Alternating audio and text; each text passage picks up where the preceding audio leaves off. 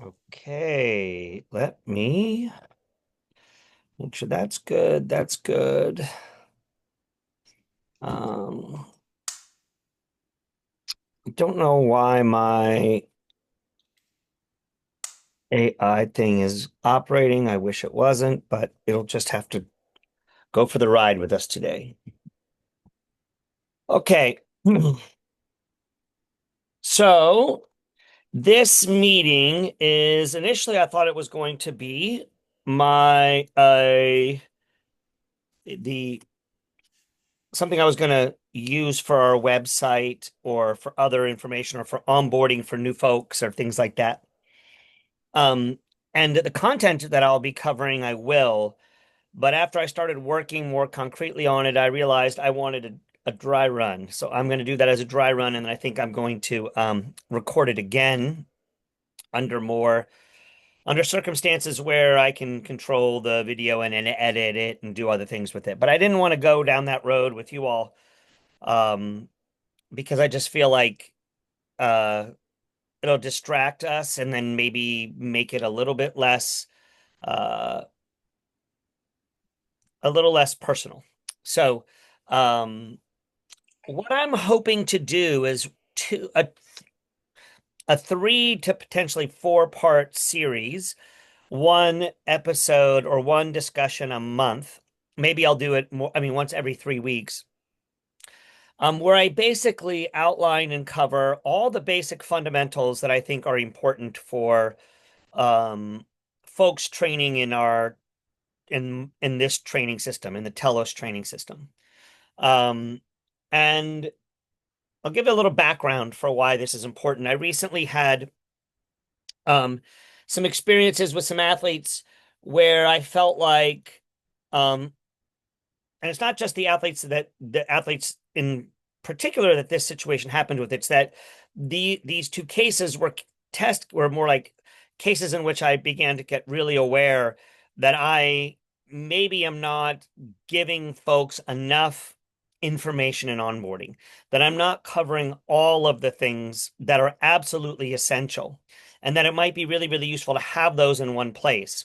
Because when issues or challenges come up, I frequently wonder whether or not the content that I think is understood by folks has not yet been covered, or that I'm counting on those people who train with me in Austin, that information is being shared by everybody in the group.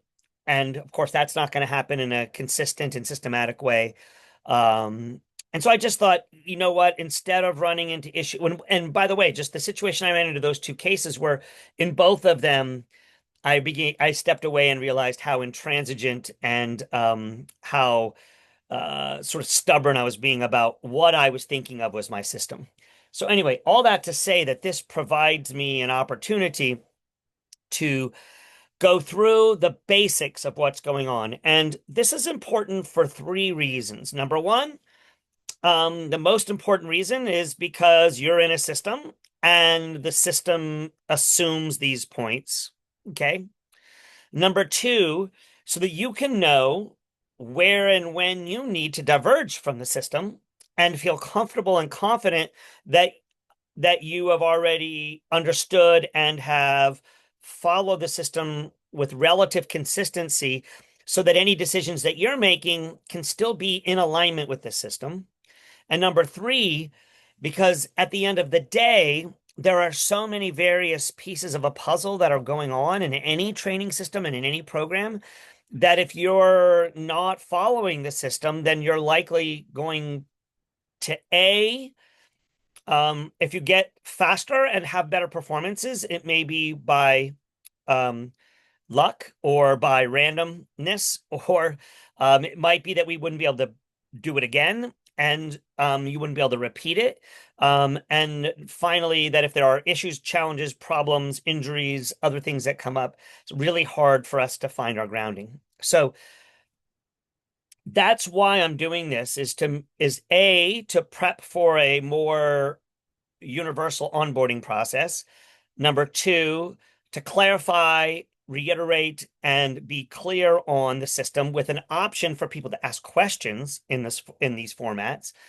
And then finally, so that when folks are ready to do more self-coaching, they are grounded foundationally in the system, and then we can use the system to select and deselect and play and move and adjust. I'll give an example. So Katie Watson has been following the system really, really closely. She just ran New York, and we're looking forward to her transitioning to a Houston marathon.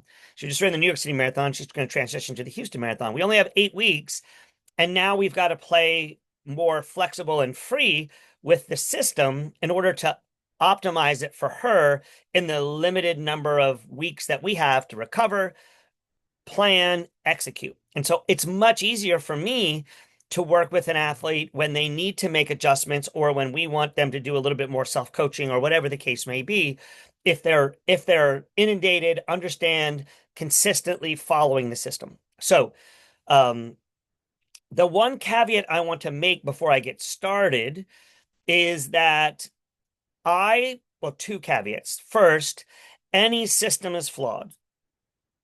Every system is flawed. There's no such thing as a perfect system because systems are operating at some level of some conceptual level. There's some kind of organizational principle that's going on that's not feet on the ground in the real mess and muck of everyday life. However, so it's important to understand that all systems are flawed. But not having a system means that you're just rolling into chaos. So, so that's really important. That's one caveat. The second caveat is I don't like systems. I rebel against personally as a unique individual.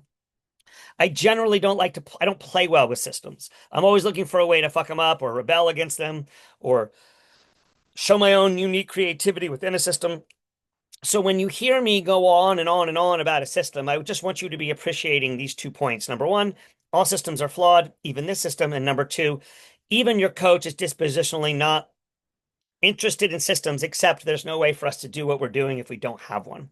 So I just wanted those things to be in play. All right. So what do we mean, or what do I mean by system? What is going on with a system, and why are any systems valuable? So a system is basically a conceptual arrangement of various aspects to systematize, consistently repeat and repeat and repeat any set thing. This obviously makes sense in a training system because you want to repeat runs, you want to repeat kinds of runs, you want to repeat runs in a consistent and systematic fashion so that you're able to later on be able to tell how you did, and what went on. So that is important to recognize that the system's conceptuality is helpful and useful for our prefrontal cortexes, for our ability to rationalize and be thinking through things. But we're not basically systematic people. We're not machines. We're not AI. We're not computers. We are complex living systems.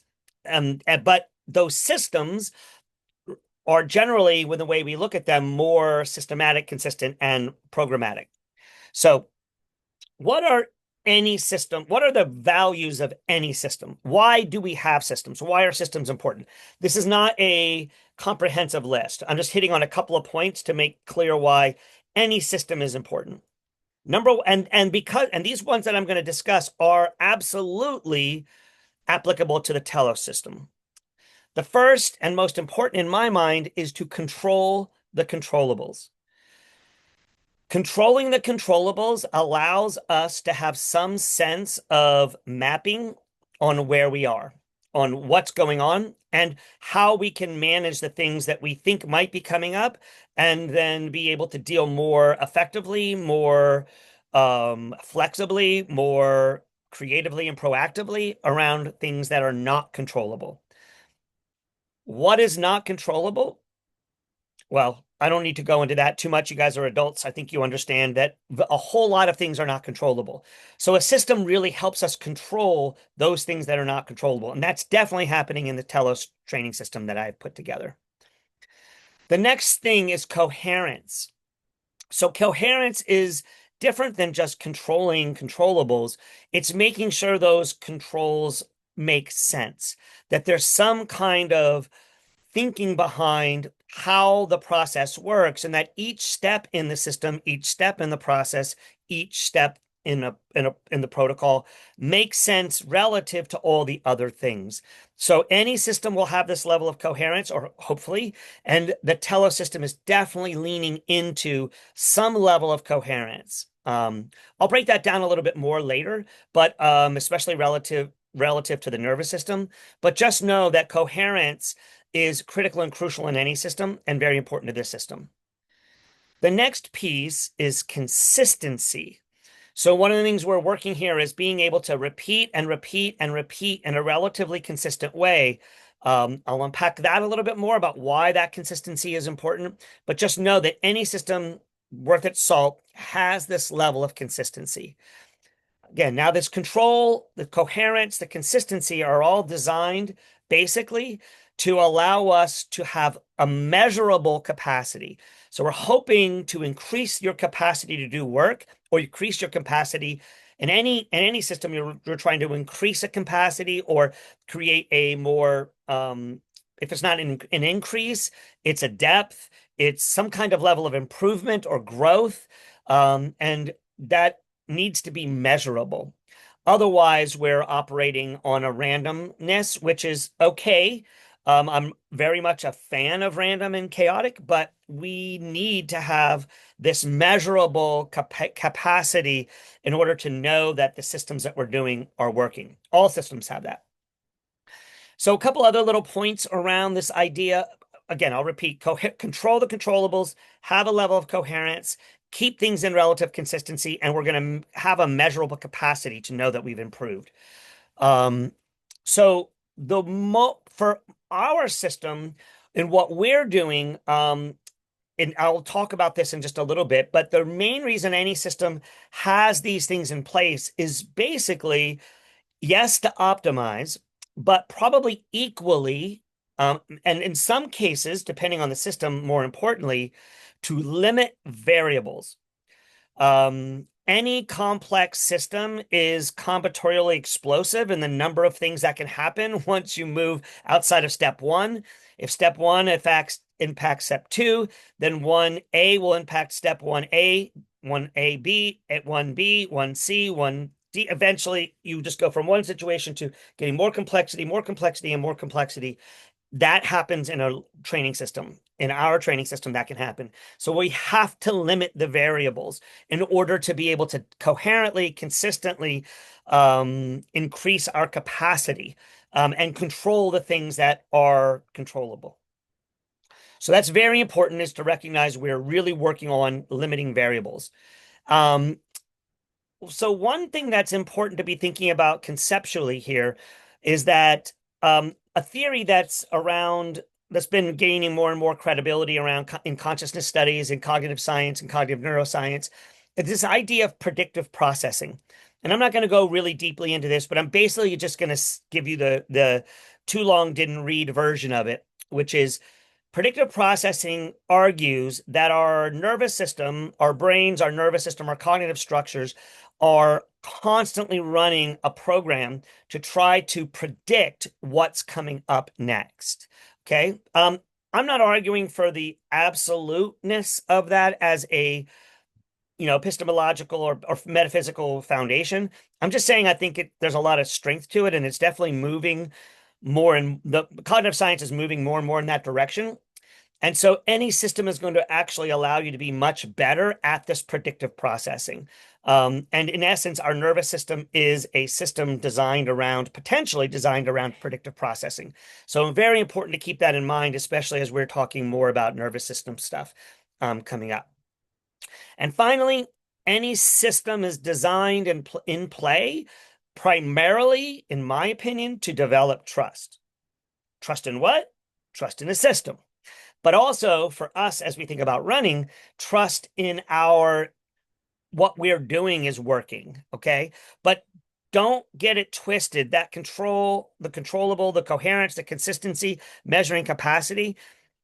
A lot of times, what we're going to think about a system is that it's going to increase growth, make things better, make things bigger, stronger, faster, sooner. I do think those are beneficial outcomes, but I don't think that a systems design is necessarily more focused on those than developing trust. And I will argue that in our nervous system, in a complex system that's basically somatically involved, like the human system is, this idea of trust is really important. So those are really critical aspects of any system. What can go wrong in a system? Okay. And I'm going to go just move directly not into talking about systems systemically or systems globally, but talking more about what can go wrong in training systems. Um, so I've got about 5 or 6 of these that I think are important to be aware of. And these also, once again, include the Telos system. These things can be problematic, and they're things that we want to pay attention to of going wrong. The first, and probably most important, and something you'll be hearing me talk more and more about over time, especially going into 2026, is recognizing when a system is in a poor fit. When a program or a training program doesn't fit the capacities, capabilities, necessities, interests, that the individual athlete has. And this is very important. It's why I'm a little more aggressive with onboarding or pay attention a bit more to onboarding. It's a reason why I want to keep our group smaller and keep our both online and in-person groups. It's just ensuring that we don't have a poor fit.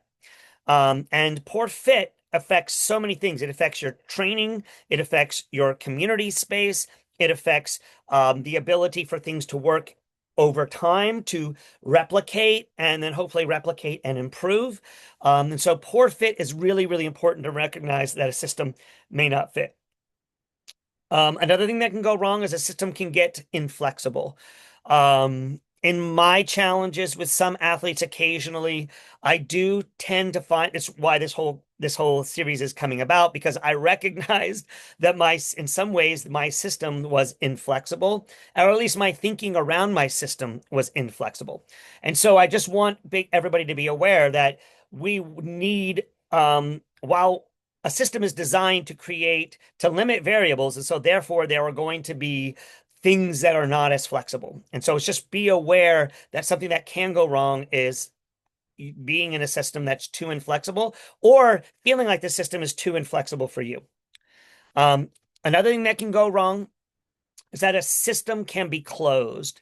I really do feel like our training system is an open sourced program. I certainly have if you read any of my workout descriptions, you realize that almost every workout I got from somewhere else.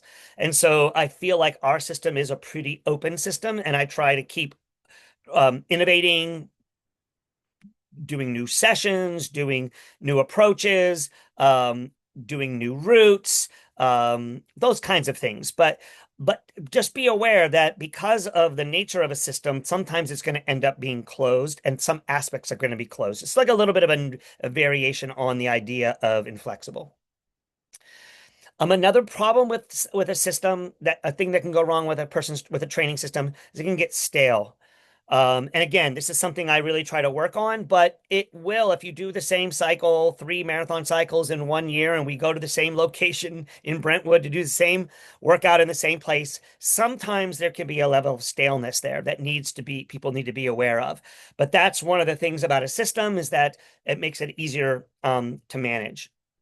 And finally, the last thing that I think can go wrong, especially related to training systems, is that the athletes can think that the coach is all and everything and that they don't have a responsibility to self-coach.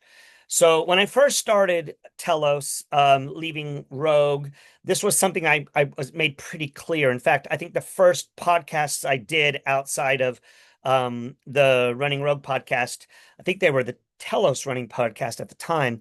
But I was really, really hot and wanted to work on making sure everybody that I worked with had some level of self-coaching. So I just want people to be aware that that is something that can be problematic in a system is that you are in a position where you feel like it's a top-down, no flexibility, closed, gets stale, and doesn't fit you at all. And that's going to be really problematic and challenging.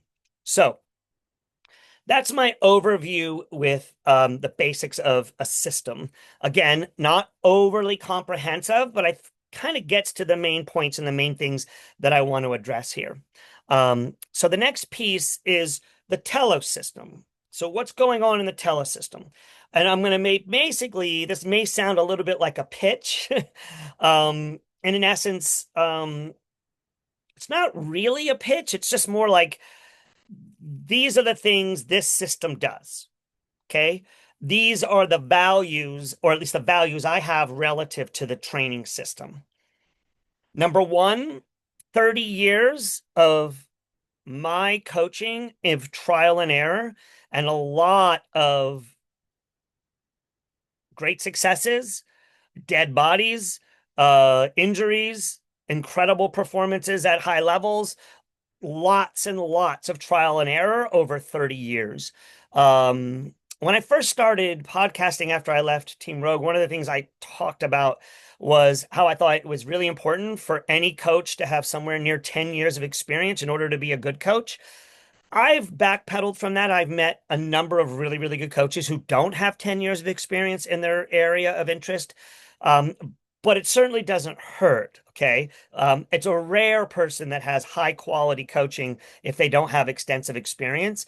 And the Telos system is based on 30 plus years of coaching experience and another additional 50 years of my personal running experience. So just keep in mind that the Telos system is not a fly by night, kind of came up with it out of nowhere, in a level of inexperience or a lack of understanding of what can happen or what might happen. So just know that that's what's happening in the Telos system. The other thing about the Telos system, especially this now I'm speaking specifically to the Telos system, is that I have now 5+ years of what I would consider a gold standard system. By that, I mean pretty much a 12-week specific phase, a 2-week taper phase, and a 10, 6 to 10 to 12 week base phase. And then those standards being also available at the marathon distance, the half marathon distance, the 10K, 5K distance, the mile distance. I'm flexible with the system works within the standard of using work to work with people running trail running, people doing triathlons. So there's 5 years of a system that is locked and loaded. Again, we need to keep in mind inflexibility, closed systems, stale, and the ability needing to coach, to self-coach. But just be aware that that just that 30 years, there was a lot of experimentation going on. There's not a lot of experimentation going on now. There's a lot of experimental cognitive work. There's a lot of thinking conceptually, but not much is changing in my system. And whether and we have to be wary of that being problematic in terms of being closed and stale and inflexible. But I think that I've proven over the years that the standard can be flexible when approached with great care, and great and paying attention to the results that are happening. Um, so another thing that's really one of the things that makes the Telos system so unique and so good is that while we are limiting variables, we are playing with those variables. So once we get those variables limited, there's a lot of play. I one of those people who were a part of the Endorphin Book Club know that I was deeply, deeply influenced over the last 5 years on a book called Free Play by Stephen Nachmanovich, which I highly recommend anybody read. What we are doing is a system that is limiting variables, but playing free with the variables we have. So that is highly unique. There's not a lot of coaches I know who have the confidence and the confidence that their system can hold up to that kind of free play. So, in fact, I'm at the point where I believe that the workouts that I have, the variables that I've limited, become more and more unlimited in the sense of bringing free play on board. I won't unpack that. That can get a little esoteric. but just be aware that like that is the way that I'm trying to limit inflexibility, closeness, and stale and it being stale is the variables are there, but there's a lot of free play. Not only in terms of our locations or the weather or the time of the year we're doing things, but if those of you who have worked with me one-on-one, who have worked with me in Austin, you know, I might have a person do something completely novel and different, even while they're doing a standard session, just based on some kind of thing I tell them to point at or consider doing or whatever else the case may be. So, I just wanted people to be aware that the system is designed for limiting variables, but then going free with those variables as we get going. Okay, so the next two things are going to be a little bit more related to just sort of the way why the Telos system works. Unfortunately, the online folks don't have this same level, don't get to take advantage of this piece. Although I do think the online, I'll make the argument as I have many, many times, I do think the online circle page can be very, very helpful for creating this. But I do know that one of the real strengths of our system is the group work, is the fact that we're meeting 2 to 3 days a week consistently, 52 weeks a year, Tuesday, Thursday, and Saturday at 5:30 in the morning to do work. This is yes, there are other groups that do these things, but the group work is really, really critical to the way that the system developed, but also crucial to how the system is continuing to grow and to move. I'm always open to more group work online. I would love to see some more virtual group work, but know that the system is there because of this group work, right? And the system allows for group work, okay? So because we are doing a set standard of 12 weeks with a macro cycle that stays relatively consistent, we are able to train in a group. I've got people locally who, at any one day, there might be 4, 5, potentially even 6 separate sessions that are taking place to allow for that group work to continue. So we have a warm up together, a cool down together, or I cobble the workouts in a couple of different ways to try to optimize it, or something will be a little different locally than it would be online to optimize for that group work. Now, the group work is a huge advantage, but it can also be a bit of a problem. Um, why do I lean into group work? I could very easily and probably more lucratively work with people one-on-one or do one-on-one coaching more. That's not the way I roll. I was self-coached and coached by my dad for the first basically 12 years of my life and did almost everything by myself as an athlete. I way prefer to work in groups, and I always lean into working with groups, and I always have more fun when I'm coaching groups. So that's one of the reasons why we do that, and that's why I do it. But another reason is really, really important, and this is very much a practical concern. Having a system and having groups allow us to have a much less expensive training program. If I were coaching one-to-one with the level of coach that I am, I would be needing to charge a minimum 200, probably more like $250 to $300 a month. There are many, many coaches out there with significantly less experience, significantly less expertise, and significantly less results who are charging more than those numbers. But I'm just not interested in doing that because I don't think it's optimal. Number one, I don't want to be cheap, but I also want to make sure it's accessible and that it feels like the right price for the right product. Am aware that I need to make a price increase and expect to see one probably coming in the new year. But just know that even that price will be for online, it will be a bargain. And for the kind of programming that's available for the folks who are local in Austin, it's unbelievably unbelievably reasonably priced. So, but that's why I love the system is because we continue to be able to do that. So one other thing about the Telos system, taking those two things into account, is that while those things are true, I still do a lot of personalization and individualization. Anybody that's working with me getting ready for a race that's not in the same cycle that everyone else is doing knows I create a unique and individualized macro for you. I also build for almost everyone who asks or anyone that I get a chance to, I build you your three pace range. Yeah, those are not very highly challenging things to do. I mean, the macro is very challenging, but the three pace range is super simple. But that's really intellectual property that is really that took years and years to get right.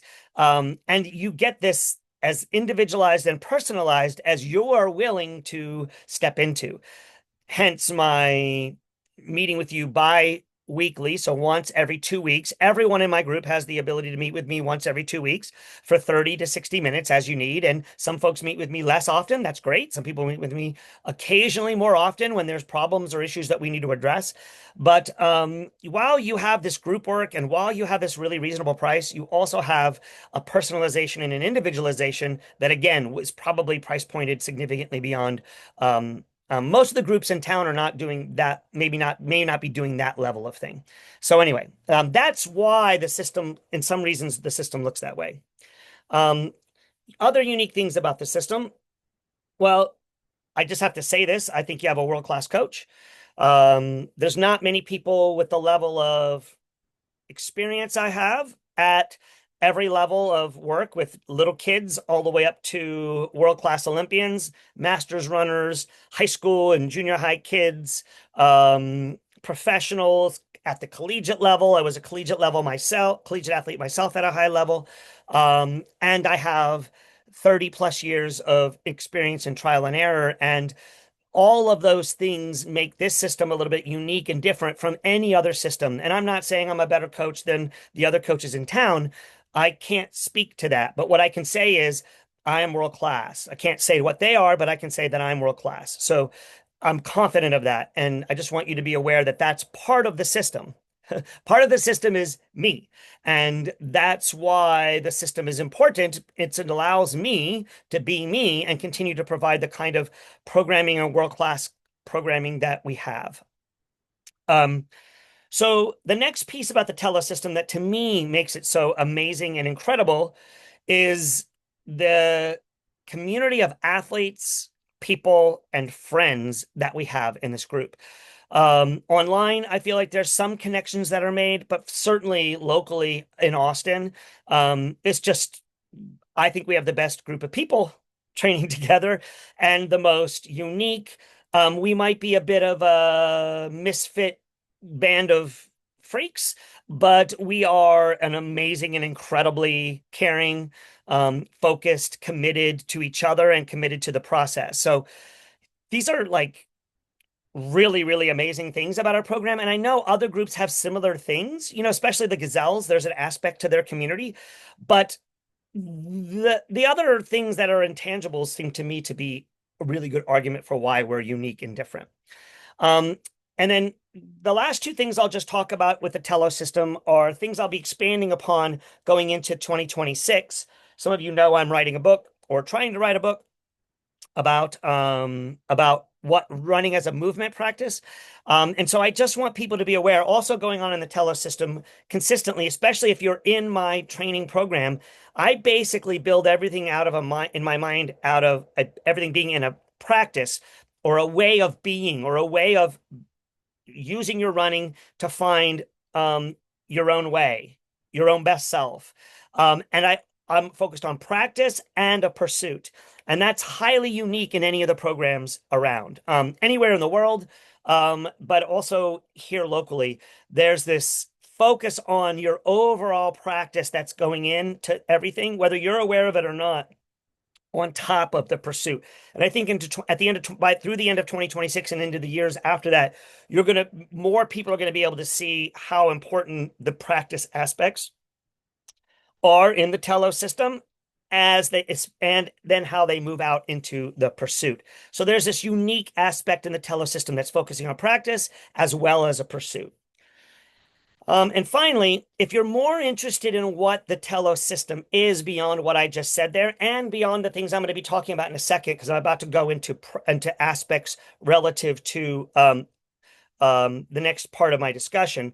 I just want to lean into the resources that are available to you relative to what we're doing. So there are, if you want to, I'm not going to pitch this. I'm just going to say there's available 100 episodes of the Running Road podcast in which I'm a 50% participant in those podcasts. So you have a lot of content there to go through and listen to, and some of it's not really relevant, but some of it's highly relevant. But more recently, over the last 5 to 6 years, you have the Telos Running podcast, the Arete podcast, the Running on Purpose podcast, and the Keep Going podcast. All of these various podcasts are ready resources for what your system is, especially the Keep Going podcast. I know for many people that it will seem topical but those 100 episodes, their heart and soul of me working out what this system is like in conversation with folks like Michael and John, as the case might be with John. We had John there for a little bit, but with Michael, and you get much. I think the Keep Going podcast could be the most accurate description outside of Tuesday, Thursday, and Saturday quality runs of what's going on in the Telos system. So I just want people to be aware that there's a lot of resources available to you. And if you ever need help and guidance in terms of figuring out what that stuff is, just let me know and I'm happy to help.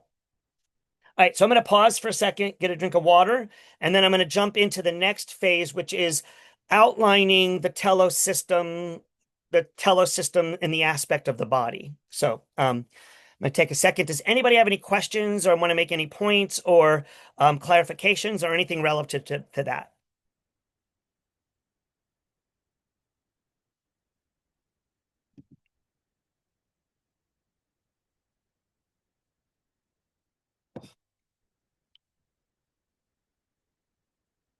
Cool. All right.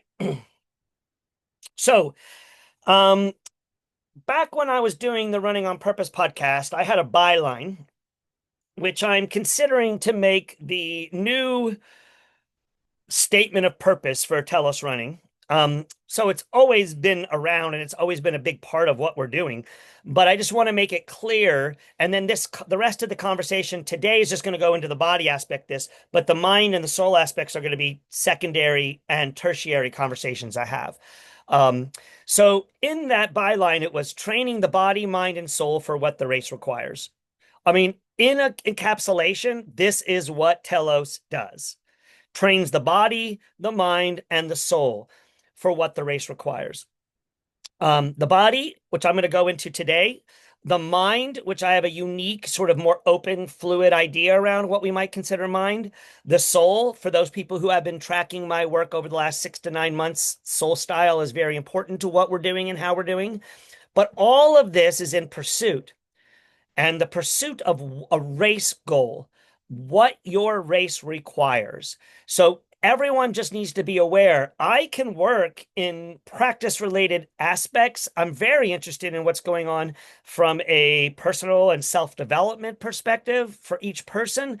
I'm very interested in what's happening at a nervous system level. I'm incredibly interested in what soul making might be and what kinds of religious or spiritual connections running might have.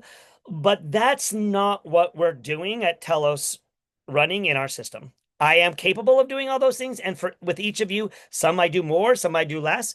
But just be aware that what we're doing in Telos and the reason why I'm charging the amount of money I charge is because my mission is to train your body, your mind, and your soul, not one or the other, but all three at the same time to prepare you for a race. So be very clear. There is no other question around what we're doing. That's what we're doing at Telos. If you're not interested in that, I think everybody would be, but just want people to be very clear. That's what we do. Okay. So training the body. People who have worked with me and listened to the Keep Going podcast, you realize more and more I've leaned into this idea. What we're really doing is training the nervous system. Okay. I'm going to just quickly talk about the body and mind and just do a very quick, short summation of my theory on this. If you talk with cognitive neuroscientists, they're going to tell you this world we're in right now is very brain focused. Everybody wants to talk about what's going on in the brain, what's happening in the brain. I just want to make everybody aware that the brain is a part of the nervous system. The mind, whatever that might be, is in your body. Okay. So I'm not going to cover some of the aspects we talk about with mind in this conversation, but I just want to make it very clear. This Telos system is training your nervous system at the physiological, what we might call the psychological, and what I might call the soul level. These are all three intricately involved and they're embodied. Everything is in an embodied position. So while I'm going to be talking about things that are colloquial or consensually or consistently or conceptually considered body, I just want to make people really clear. I'm thinking everything is the body, but I'm just narrowing it down for the ease of this conversation. So what are we doing? What am I focused on primarily in my system from a body perspective?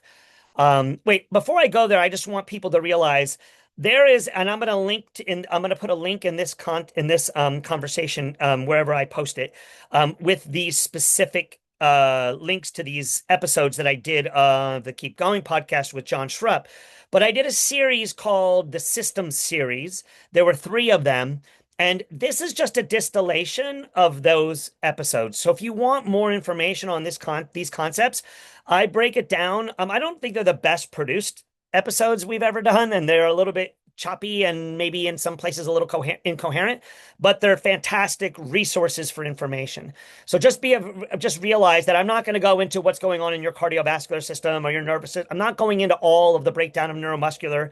I'm talking about what I'm training in your body in our system. Okay. There's a lot more resources for you available to get more intel on that. And I'm happy to talk about it. If you have any questions or you want any more information, I'm happy to share with you individually or in a group, any way we want to around that stuff. But first and most importantly, we're training the nervous system. But also importantly is to realize that the Telos system is really focused on a long-term development. So I'm looking at every athlete that joins me, even if they tell me they're only going to give me 3 months, I'm still building their program from an 18-month perspective. Because it's my view that very few people at the level that we all are, unless you've been a professional runner or a collegiate runner, you are probably still getting on the upswing for aerobic development. And one of the things that's important to realize is the races we run, primarily people in my group are running half marathon, ultra marathon distances, which are 98+% aerobic.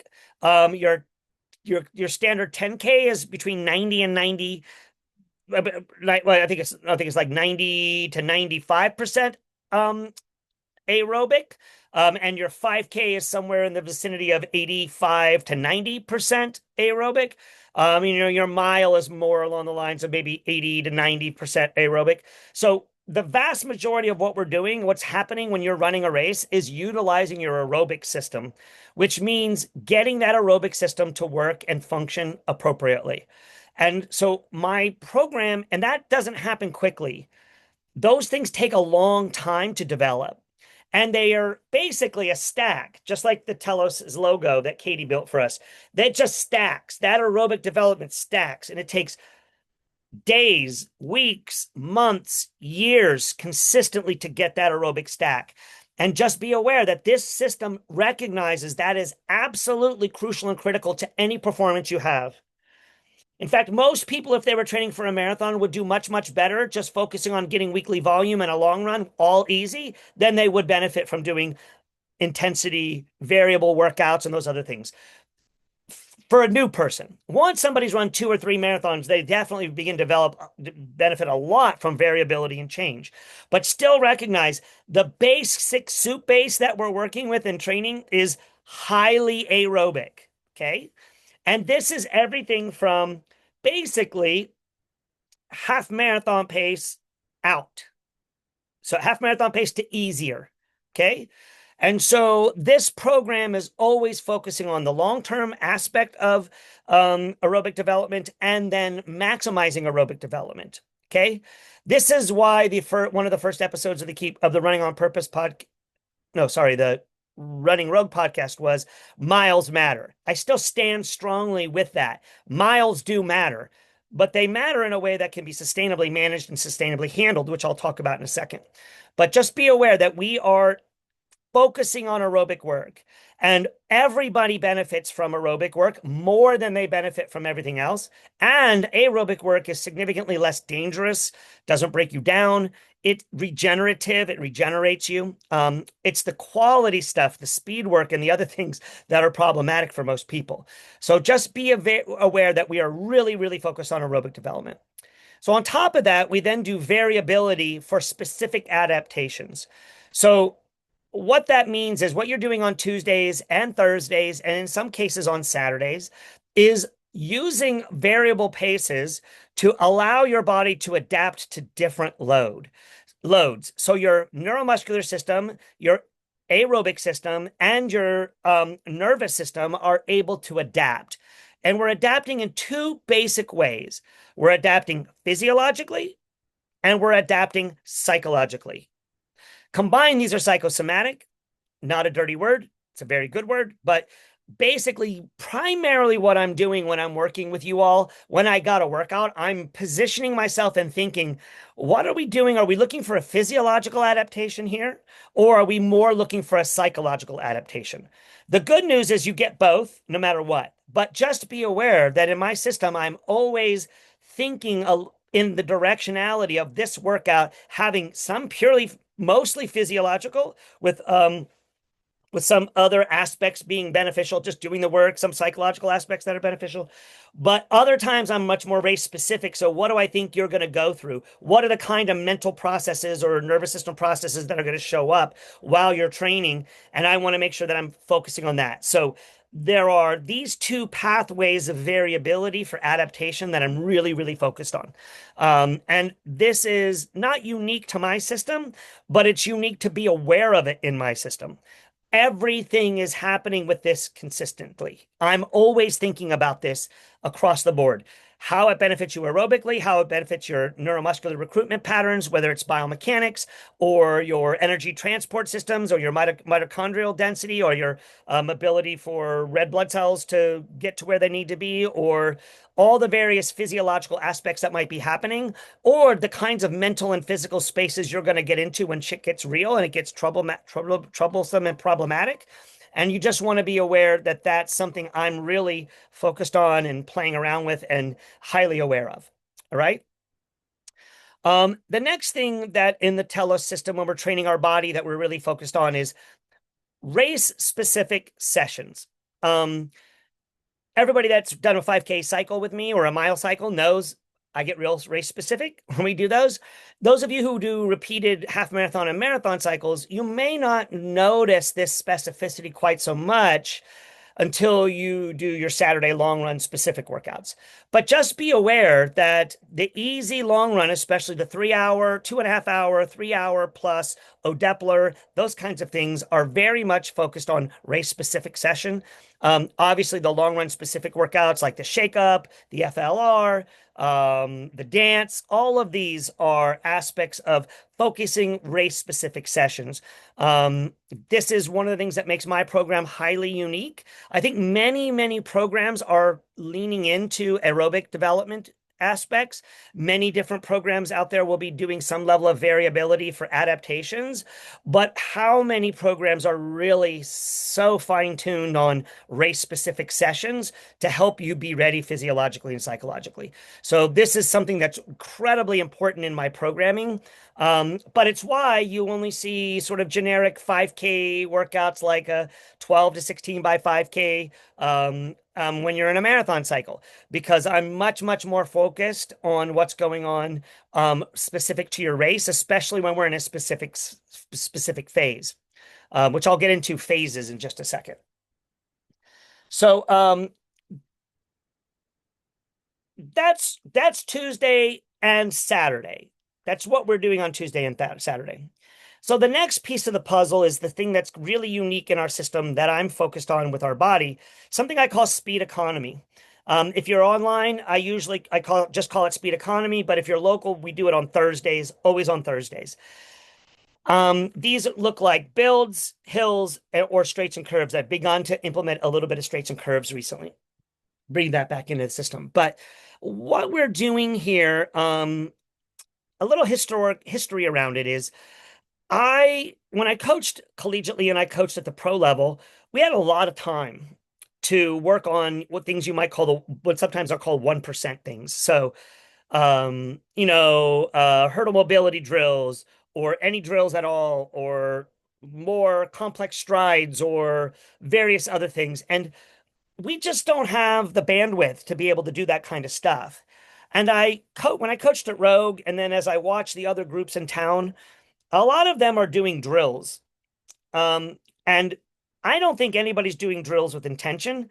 And I just over time just began to realize that these drills are just kind of a waste of time. Again, if you do them with high levels of focus and intention, you're clear on how to execute them, and you've got somebody giving you feedback. Drills are fantastic. But we don't have the time, energy, and effort to be able to go through those things, and still get in the work and be done by 7, 7:15, 7:30 in some cases. I'm already taking a lot of your time. So what I've done is uniquely created a new thing, something unique called speed economy. The byline might be no drills, just thrills, or something like that. But it's basically hitting on four different aspects of what you need physiologically in order to be able to run at your best. And the first thing is basic biomechanics. You may have when I first started coaching, so many people wanted me to look at their form or help them with their form work or get better with their form. And there's a kind of an old trope that it was like nobody needs to do form work, they just need to run. And I used to believe that, and then I didn't believe it. Now I'm starting to believe it again.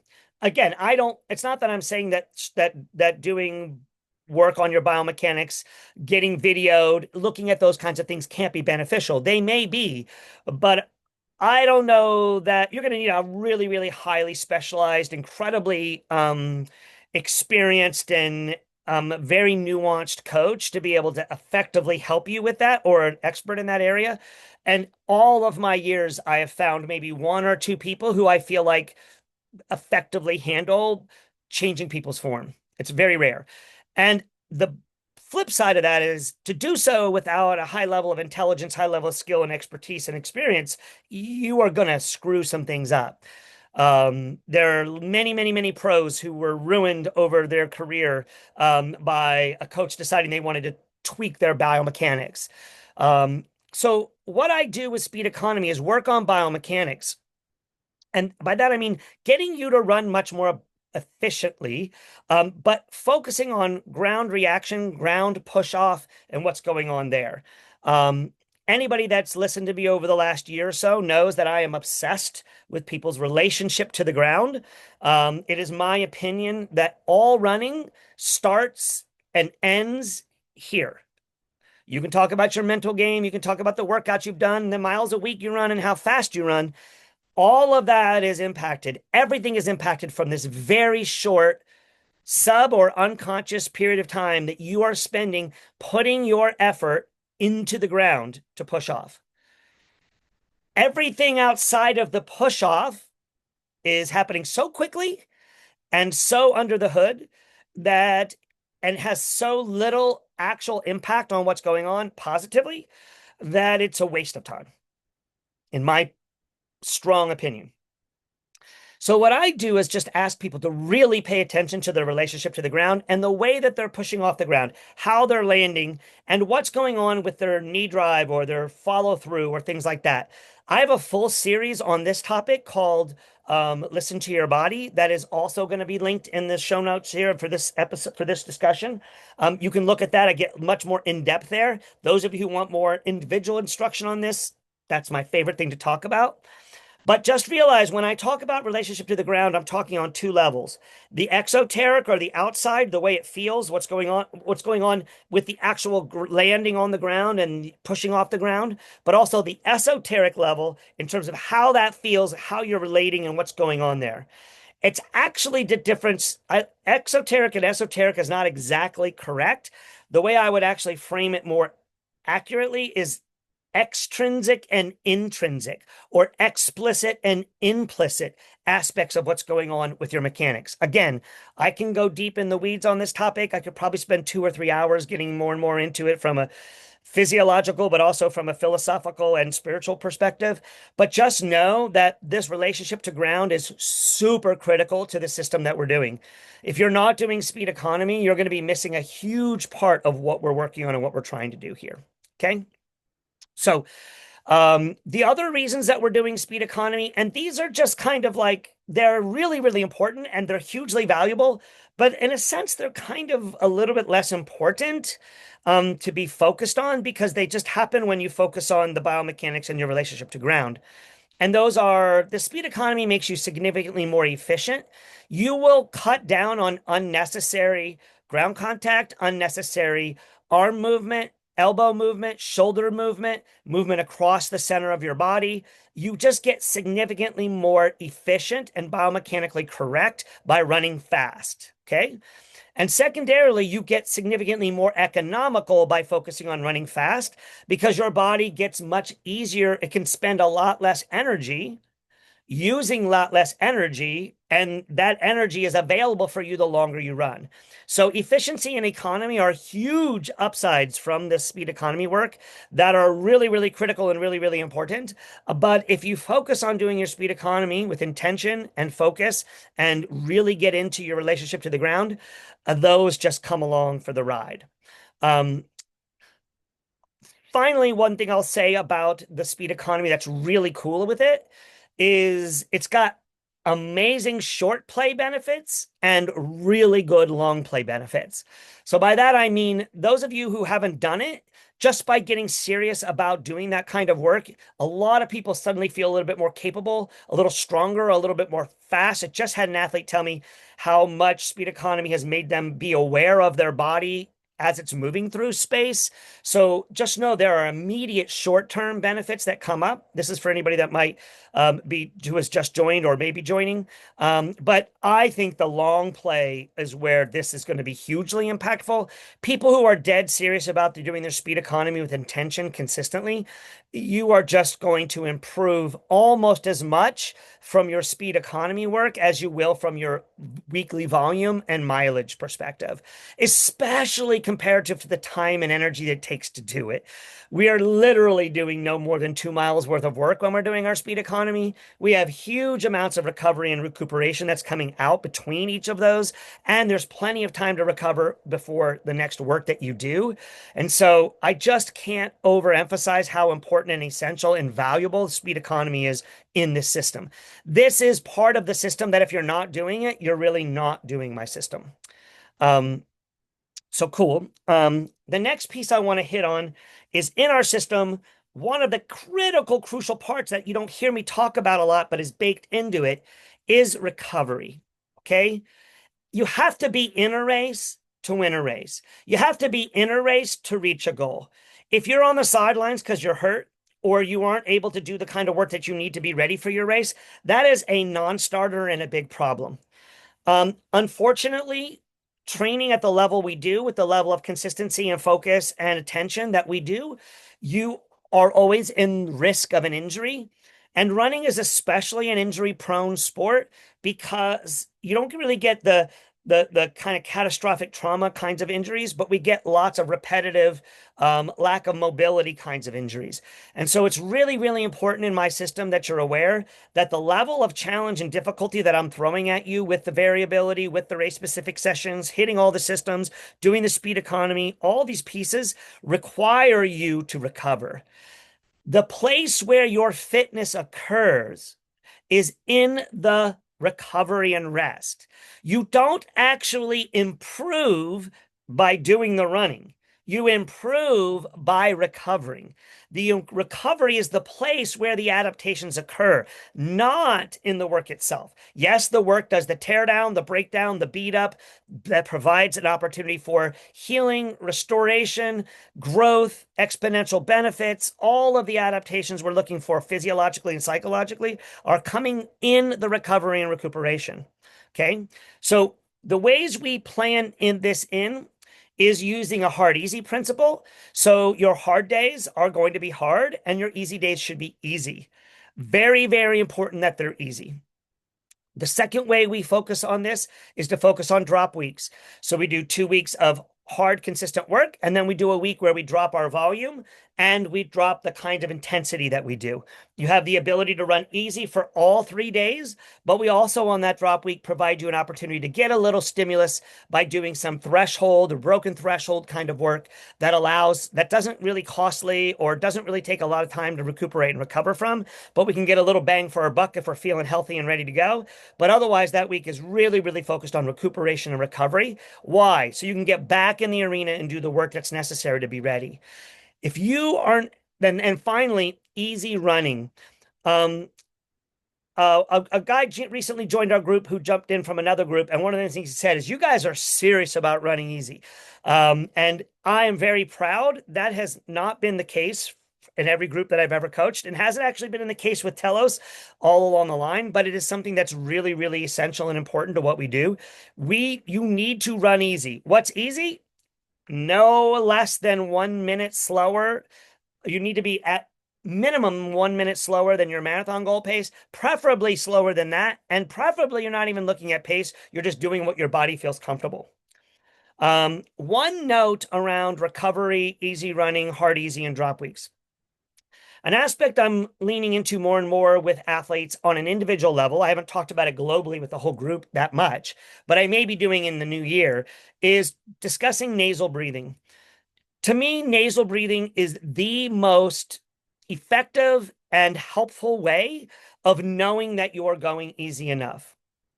I understand that nasal breathing, for those who have tried it, can feel a little bit dysregulating, a little nerve-wracking, a little panicky, maybe even anxiety-inducing. But if you stick with it and follow a consistent approach, which I'll be unpacking as we go along, or if you need me to unpack individually, I'm very, very happy to do so. But nasal breathing to me is a absolutely big secret in terms of the ways to manage recovery, recuperation, the hard easy principle, running easy, and how to manage your drop weeks. So be aware that nasal breathing is really, really important and can be very, very helpful in this regard. If you don't know what it is or what's going on with it, set up a time to meet with me about it. Right? Cool. So I am going to stop there at an hour. I still have two things I was supposed to cut. Well, one big thing I was going to cover, but I'm going to save that for the mind because I can bring in the three pace range and the way that why the three pace range works in my system from an embodied perspective as effectively related to mind as I can with it here. And I've already gone rapid fire nonstop for an hour. So I'm going to stop there except for two basic essentials I want to make sure everybody understands that I'm assuming are happening on an ongoing basis that you need to be aware of. Two really important things. The first is that you're doing foot drills. Just do a search of the foot drills on the circle page. It will pop up. You should do it twice a week. You don't need to do it any more than twice a week, but at least twice a week. And it takes 2 to 3 minutes, maybe 4 minutes to complete. If you do foot drills, you are significantly more likely to stay healthy. There's an extended essay related to foot drills with also a video showing how to do the foot drills. So I just want everybody to be aware that that is something I don't talk about all the time, but I'm assuming you are doing foot drills twice a week, every week. If you're not, get on it unless your race is this week. Okay. Otherwise, you should be doing foot drills twice a week, every week, period. The second thing, basic essential, is strength training, especially those of you who are 35, 40, beyond 40 years old. I have a short little protocol that my wife, Kristen, built that's on the site that you can look and see. Recently, can't remember who posted it. Somebody posted a really high quality strength regimen and free resource online that I think comes from the BYU strength and conditioning coach. So the work that's being done by Clayton Young and the guy that just got got second or third at what do you call it at Chicago. But I just know that strength training is really, really important and essential. And I can talk with you one-on-one on it, but it is so expansive and so extensive that it's very hard to cover. But again, I'm assuming that you all are doing some level of strength training. I do not mean core strength. Okay. I am okay with core strength. I don't have any problem with core strength, but I am not talking about core strength. I'm talking about strength training, lifting with free weights, preferably. Okay. So there's resources on the site that are available for it. There's resources in a lot of different places for it. You probably have your own access to that. You may be being consistent with that, but just know I'm assuming these two basic essential things that I don't talk about very often that are absolutely critical and crucial to your body. So the foot drills and strength training, be sure those are a part of your consistent habit and consistent process. All right. I did it almost in an hour. I'll pause there, see if there's any questions or feedback or anything anybody wants to share. Just jump in, hop in, anything at all. Clarifications, anything.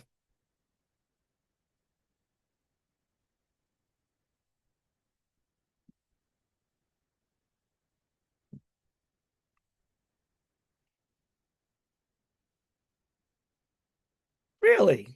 I don't have anything, but that was great. Thank you, Steve. Was it helpful? It was. Yeah, it was very helpful. And a great reminder I need to do foot drills. So thank you for that. Yeah, not this week for you. Start Yes. next week. Yep. And you got a great place for it in your backyard. Like you can do it almost year round. So it's awesome. Yeah. Cool. Awesome. Again, I am going to uh run this through an AI to pull out bullet points, and then I'll post those as a review of this. I'm planning on redoing this, maybe in smaller chunks, but I just wanted to make sure that I just needed to practice doing the content and getting it up and ready. And so, if anybody has any constructive criticism or feedback, feel free to post it when I post this up. For if you think I should go a little slower, or if I could expand something, anything you feel, and if you don't feel comfortable you don't want to post it in the notes there that are relative to this, feel free to send me an email or talk about it. It's absolutely what I'm going to be doing is creating this for the Telos website that will have a YouTube link that will be covering this with me talking about it that way. Or I might do it as an audio. I haven't decided. Now that I've got this new fancy haircut, maybe I'll show myself a little bit more. We'll see. But any insights, feedback, constructive criticism, totally open to it. Please post it in the notes or send me an email. Thanks, guys, for listening and being here for me and being here with me. I love doing what I do. I can only do it because you guys let me, and excited for what we have coming forward in through the end of this year and into 2026. So thanks y'all for listening, and we'll talk soon. All right. Thanks, Steve. Thanks, Steve. Appreciate you.